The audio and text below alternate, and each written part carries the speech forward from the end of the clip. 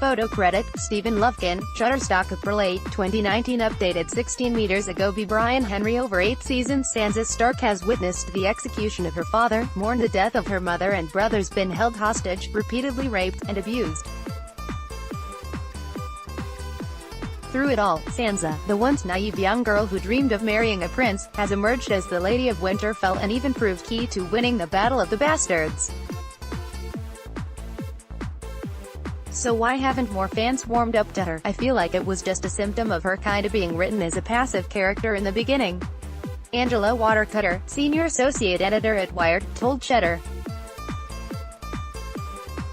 I think her greatest trait for 3 seasons was that she was able to survive. She survived the Lannisters, she survived Ramsay Bolton, and just kind of perpetuated that it took a long time for people to find other character traits in her because of the way that the character evolved. Now she has risen to all this power.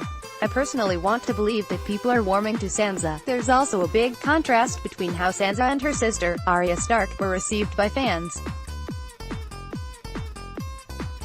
In the pilot, Arya was introduced as a spunky tomboy who has since gone on to avenge the deaths of her family members. Arya was given this great hero's journey. She goes off and becomes a faceless man. She kind of does this whole thing, from the very beginning, Watercutter said. With Sansa, it was her sort of surviving things and getting by. Now that she's become the Lady of Winterfell, people don't know what to do with her in power in that way. In Season 5, Sansa was repeatedly raped by Ramsay Bolton, a plot point that wasn't in the books the show was based on.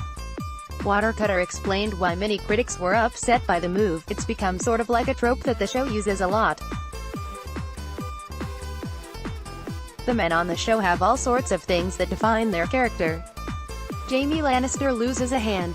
Tyrion kills his father. All of these other characters have all these great arcs and are still beloved even in all the screwed up things that they do.